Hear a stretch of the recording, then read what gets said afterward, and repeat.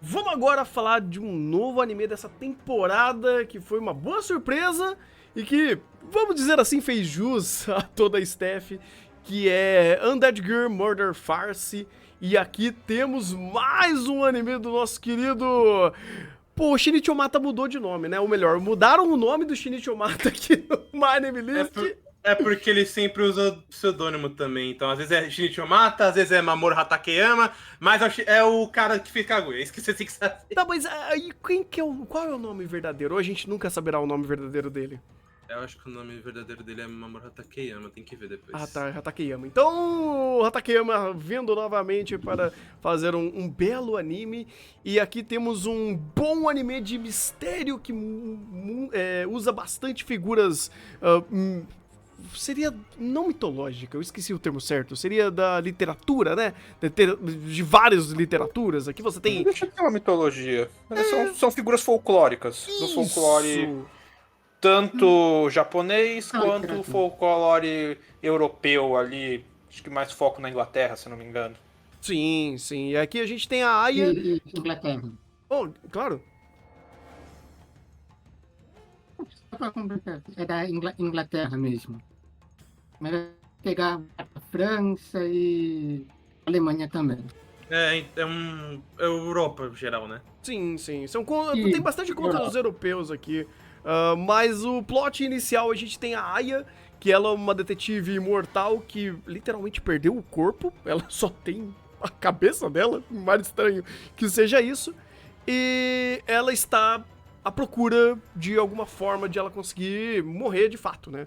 E ela conhece o Tsugaru, que é um Oni. Ela vai pro Japão, conhece esse cara. E eles acabam criando uma aliança para tentar achar uma forma de acabar com esse sofrimento dela. E no meio disso tudo, a gente vai conhecendo vários outros casos que misturam muito desse folclore, de figuras dentro da literatura, ou figuras folclóricas também, fazendo uma Super Jane, onde você tem desde o Frankenstein, você tem Lupin, você tem o Sherlock Holmes, você tem uma galera que você tem dentro dessa narrativa. E essa história, ela propõe inserir em alguns arcos e meio que ir dando esses passinhos adiante dentro da sua construção de mundo, dentro dos seus plots aqui que ele vai apresentando pra gente. É uma obra extremamente rica de contextos de mundo, uma obra extremamente rica de mistérios e, pô, um excelente anime dessa temporada, cara. Foi uma excelente estreia e torcendo aqui pra ter continuação. Eu acho que ele demorou um pouco pra engrenar. Sério? Porque, tipo, eu acho que uma das maiores qualidades do Undead Girl, além do mistério dele, é como ele é muito dedo no cu e gritaria, assim. Sim. Só que, ao mesmo tempo, tinha episódios onde ele... Principalmente lá no início com aquele arco dos vampiros, ou o comecinho do arco de toda essa reunião de figuras folclóricas, que acabava que ele não estava agregando muito. Ou faltava uma construção emocional melhor, ou era mais a apresentação completamente excêntrica, mas sem nenhuma base a mais por cima, não tinha muito detalhe de personagem. Isso foi se consolidando melhor na segunda metade. Principalmente com todo o ápice desse arco de folclore e o arco dos lobos.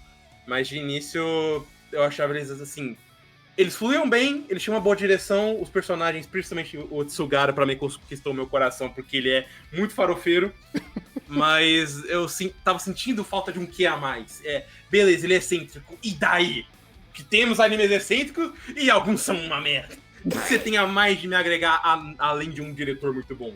Uhum. Felizmente ele me mostra. E não é nem que até um defeito dele, mas eu queria que ele fosse constante o tempo todo. E não é sempre que ele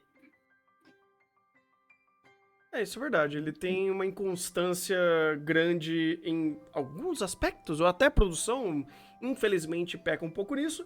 Eu concordo, cara. Concordo que às vezes ele tem, não uma crise de identidade, mas uma falta de esmero, sabe? Às vezes falta só lapidar melhor o que ele já tem de bom nas mãos, porque ele é até dinâmico nos arcos que ele vai criando. Você tem desde arcos que são puro mistério, uma pura investigação. Aí você tem outro arco que é literalmente dedo no cu e gritaria, ou no meio de um arco de investigação você tem um momento de dedo no cu e gritaria. Mas ele acaba não tendo um quê a mais, algo que você fala, nossa, esse anime ele se torna marcante por alguma dessas características. Ele faz tudo muito bem, mas nada, talvez um excepcional em sua essência. Provavelmente porque o planejamento dele não deu ele a esse quê, sabe? Eu tava sentindo, inclusive, o diretor... Agora eu tô confundindo, agora eu não sei mais como eu chamo ele. Pode chamar de Shinichi Yamata, ver aqui que parece que o nome dele é Shinichi Yamata mesmo. Ok, o Shinichi Yamata, cara, ele tinha muito coelho na cartola, porque ele é um diretor de muitos coelhos na cartola. Mas às vezes você não tinha um bom storyboard, às vezes você não tinha uma boa animação em si, né, um bom Sakuga.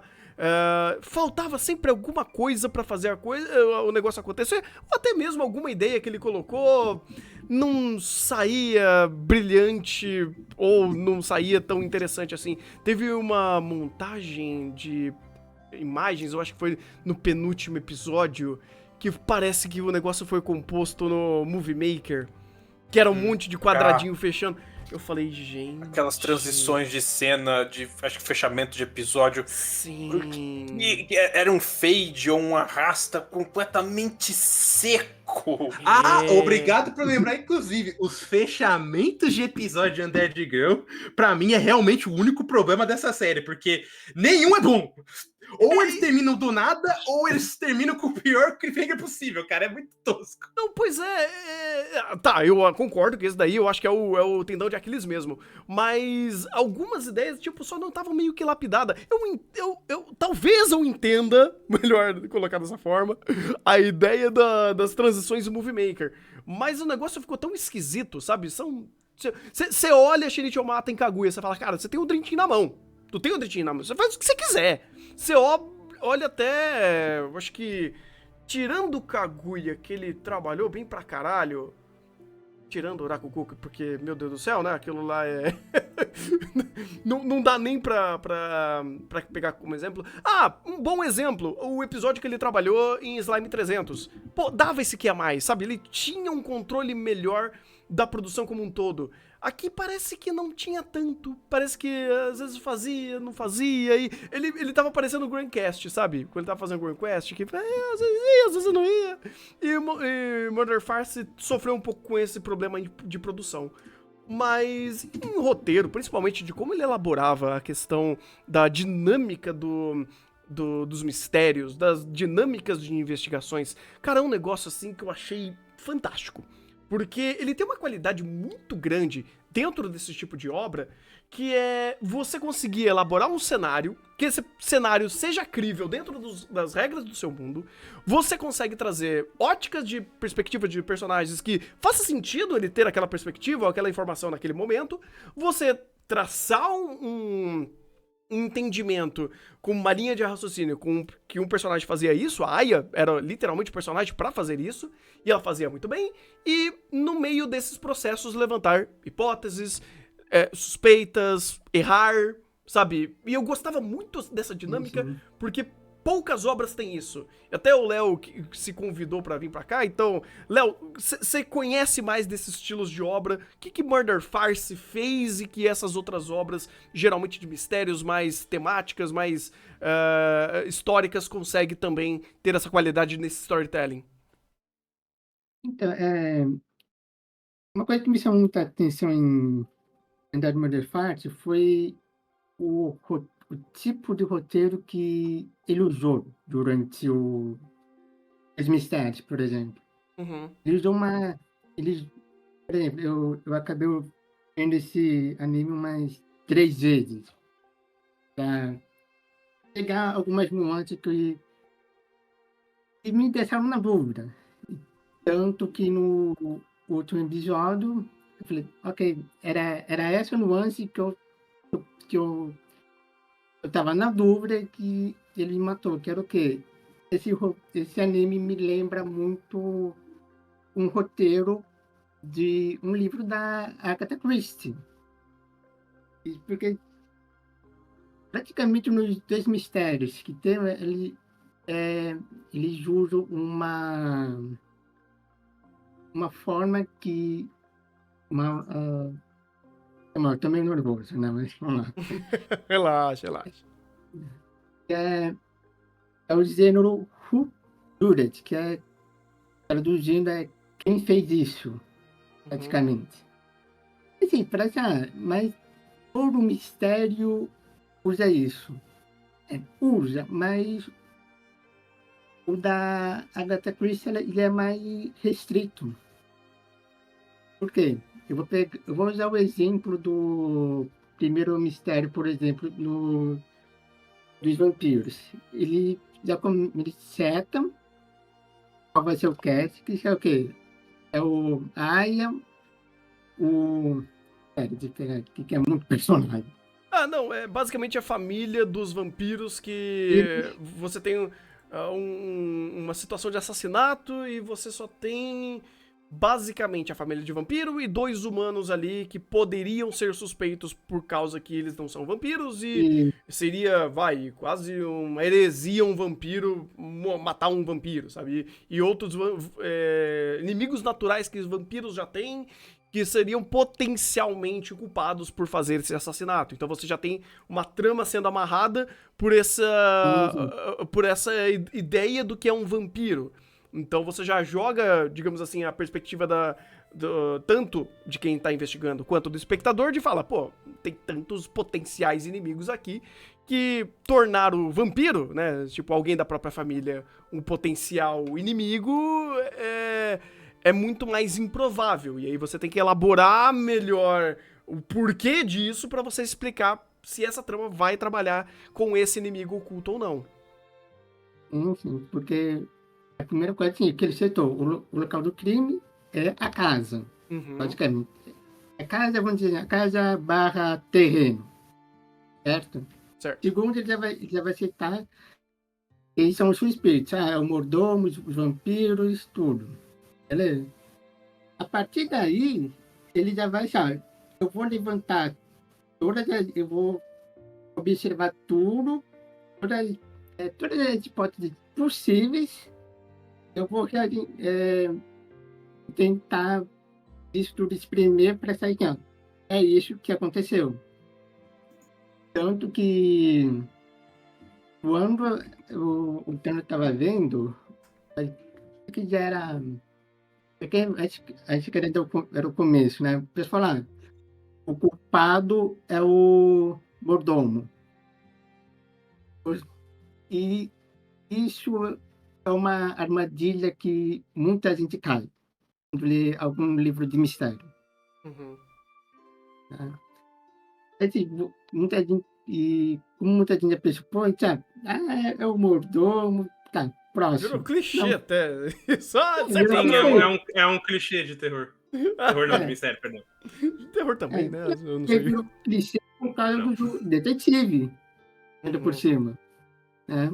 Então, essa é a série fácil. Então, assim, quando você presta atenção em detalhes, tudo que a Aya diz, e fala, não foi isso, não foi, mas teve aquilo. Você já começa a perceber detalhes mínimos que possivelmente podem indicar quem é o criminoso. Né? Sim. Ele consegue elaborar de uma forma até, bem, dentro da metodologia dele, bem dessa estrutura de livros clássicos de contos de mistério.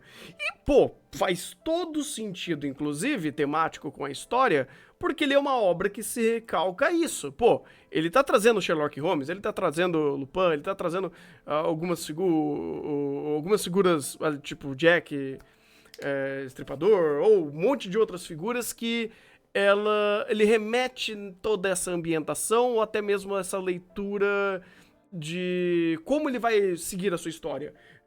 E esse primeiro momento, que é o primeiro arco de mistério, que é sobre vampiro, você tem toda essa representação até narrativa dessa ambientação que ele tá criando. Quando ele vai, por exemplo, pros lobos, ele já até muda um pouco mais a forma que ele consegue estruturar o andamento da sua investigação e até mesmo como o andamento dos fatos, eles são muito mais livres do que apenas, a gente vai pegar aqui, vai ver as provas, vai investigar prova por prova, conversar com todos os personagens.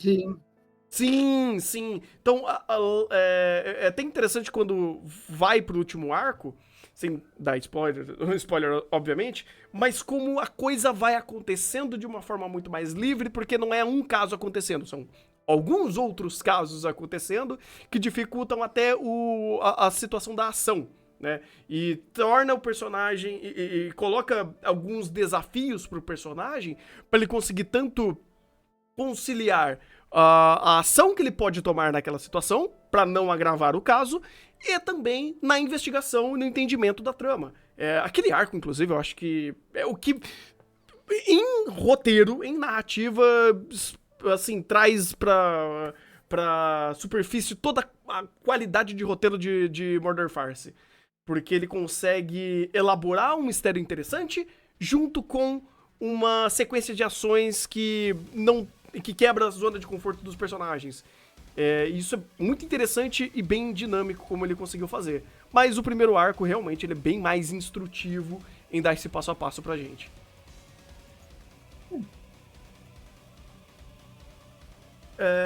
Mas agora a pergunta que não quer calar. Como Undead Girl Murder Farce é inferior nessas todas as representações históricas perante ao nosso querido Moriarty? Eu precisava fazer da piada. Eu precisava. Cara, não ironicamente, você falou uma coisa que o Moririn fazia bem, que talvez Murder Farce não fez tanto, que é criar identidade. Tipo, a identidade visual de Moririn, em alguns bons momentos, ele era muito mais enfático do que Murder Farce. Murder Farce, ele tinha toda uma excentricidade que ele podia trabalhar melhor isso, e a gente conta nos dedos quando ele conseguiu fazer isso.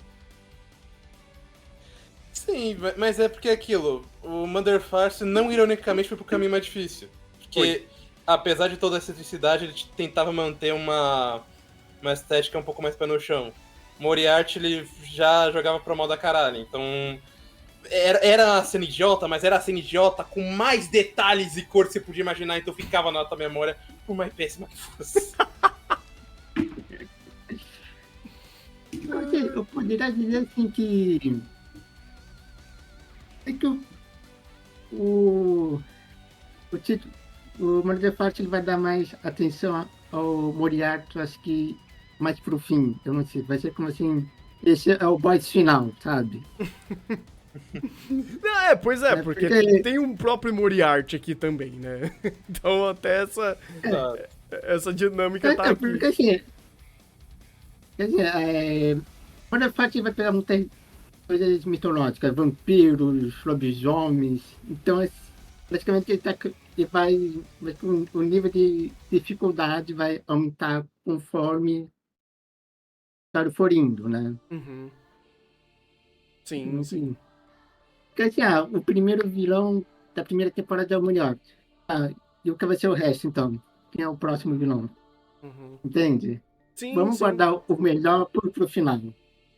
Tanto que o Murder Farce, ele termina bem aberto, sabe? Por isso que eu falei, eu gostaria muito de ver uma segunda temporada, porque o que ele cozinhou, o Esquadrão do Mal ali, os vilões do... Que esquadrão!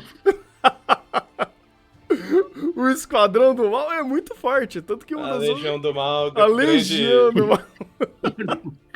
Com Moriarty, Jack Stripador, a Vampira Karma, Aleister Crowley e o monstro do Victor Frankenstein. Sim, é uma galera de peso.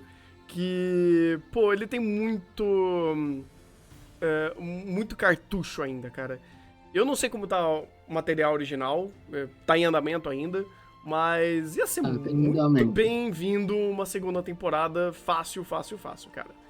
Então, é uma obra que ela consegue até trabalhar bastante coisa. Eu vejo que ela é bem... ela é bem ambiciosa em o que ela quer fazer, porque tem mistério, tem ação, tem questões mais reflexivas, mitológicas, históricas.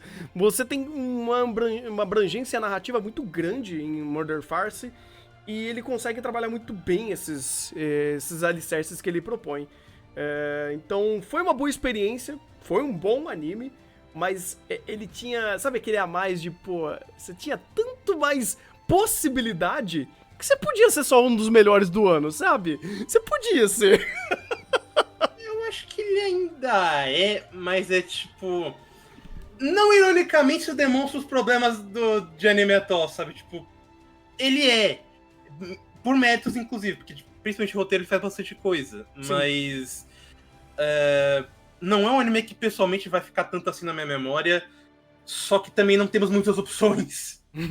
Tudo tá sempre ou tão quebrado por conta de calendário, ou porque as histórias estão ficando cada vez mais genéricas, apesar do número estar aumentando, que, pô, quando um anime faz um mínimo a mais, em algum ponto, pelo menos, eu já sou obrigado a ressaltá-lo como algo a mais. O Mother Farce faz muito dele, faz bem, principalmente no âmbito de mistério, mas eu acho que se fosse num ano, sei lá, 2016, 2017, que já tava um pouco menos esse nível exagerado, acho que ele não estaria tão em evidência assim.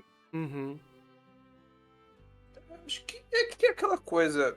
É como vocês falaram, o roteiro dele, eu acho que se fosse pelo roteiro, pela forma como ele vai amarrando a história, por mais que o começo seja um pouquinho mais lento, mas eu passo um pouco de pano disso por a introdução dos personagens, então eu acho que faz sentido ser um pouquinho mais devagar pra ele mostrar do que ele é capaz, depois ele só acelera, só bota o pé no acelerador e vai.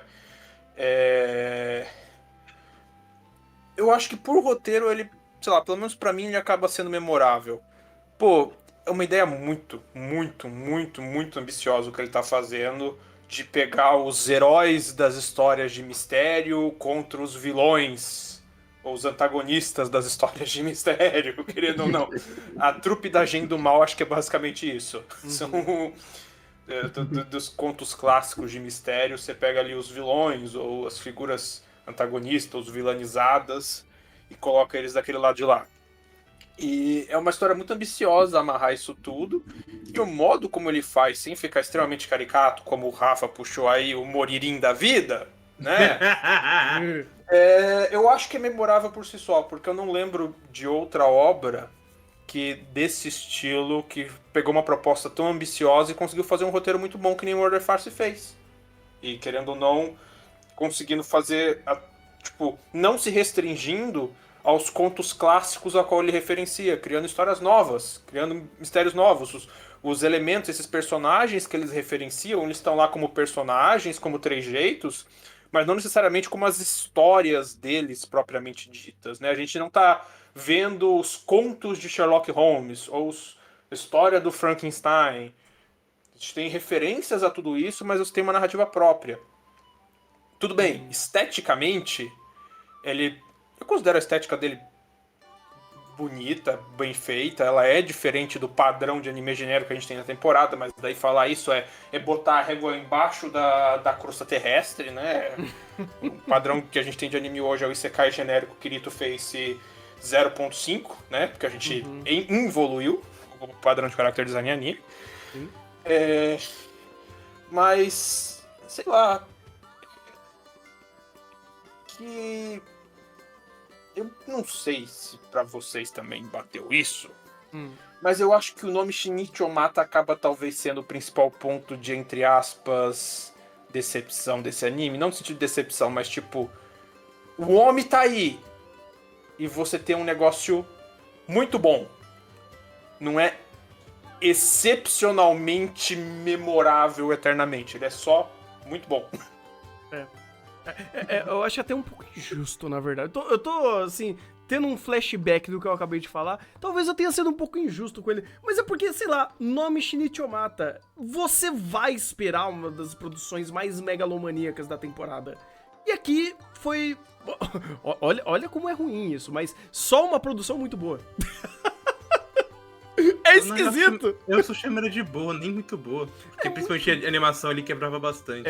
Ela tem muita força em storyboard e na direção como um todo, principalmente enquadramento, filmagem, como Sim. ele usava elemento de cena pra criar narrativa, pra criar linguagem. Eu gostava muito de como ele conseguia fazer jogo de câmera usando pra própria perspectiva da Aya como uma cabeça numa jaula.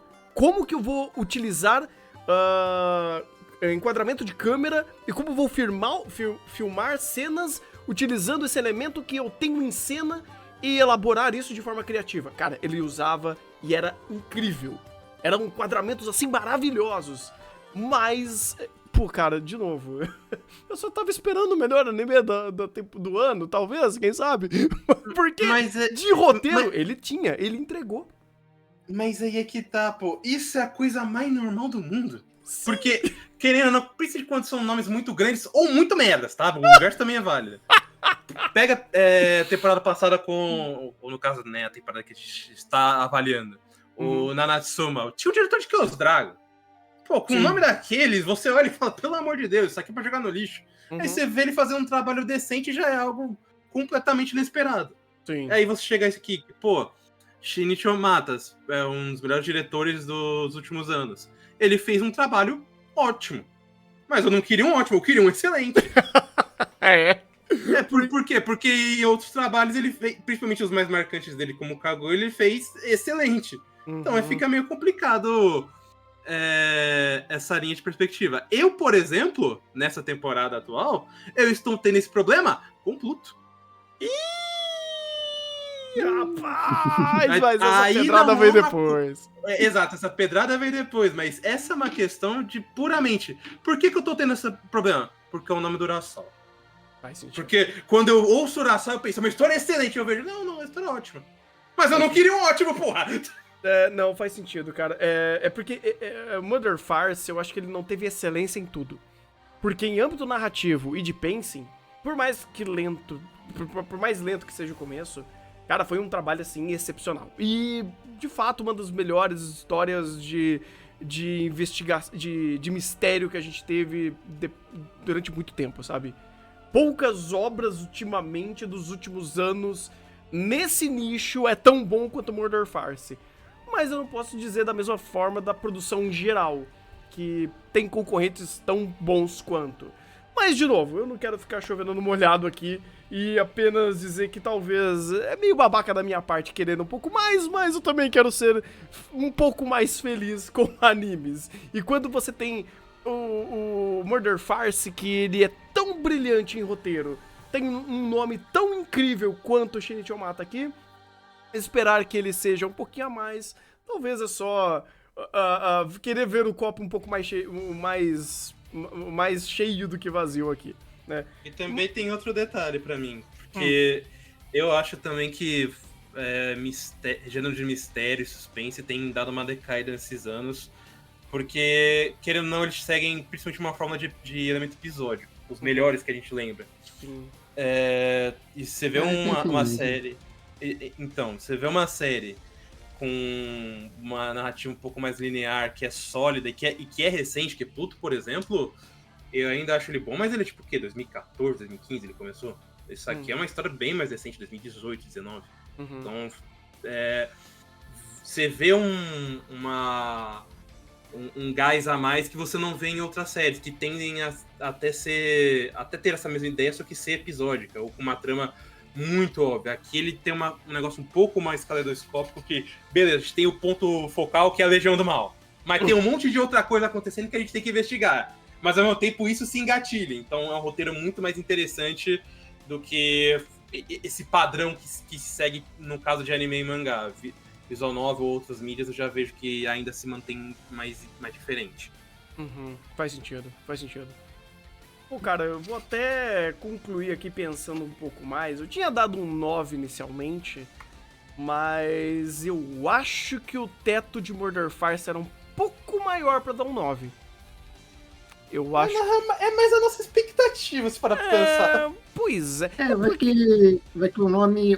Vai que foi por causa do nome do Omata. Tá incluído na produção do anime. Talvez tenha sido.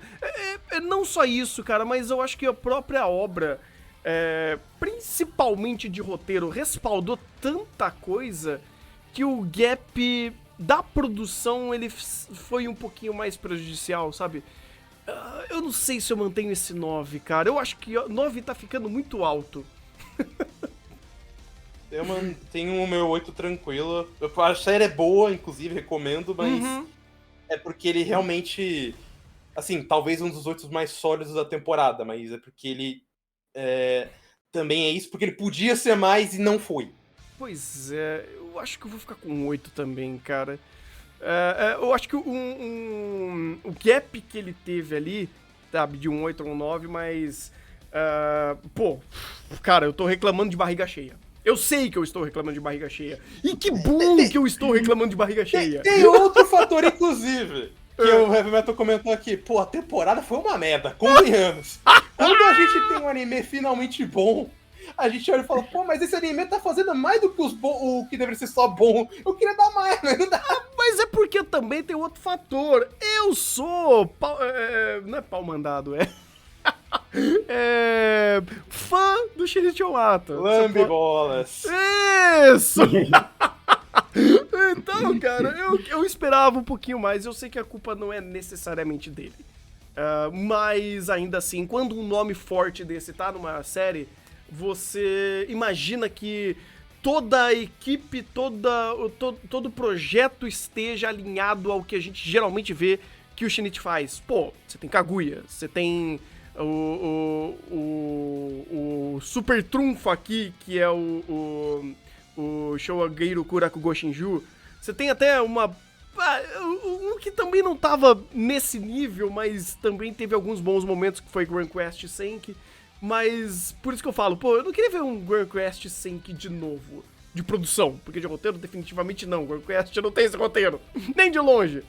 Mas Murder Farce, ele é um anime muito bom, mas ele podia ser excelente. Mas tá tudo bem.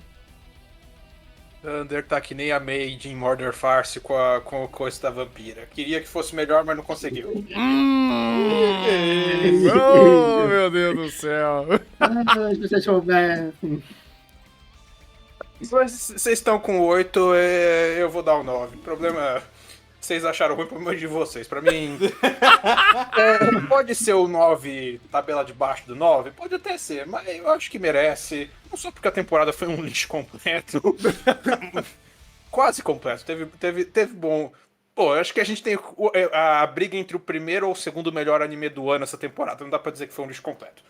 Não, de fato. Teve bons outliers. Agora, sei lá, eu acho que o roteiro muito bem amarrado, muito bem escrito, apesar dos problemas de animação.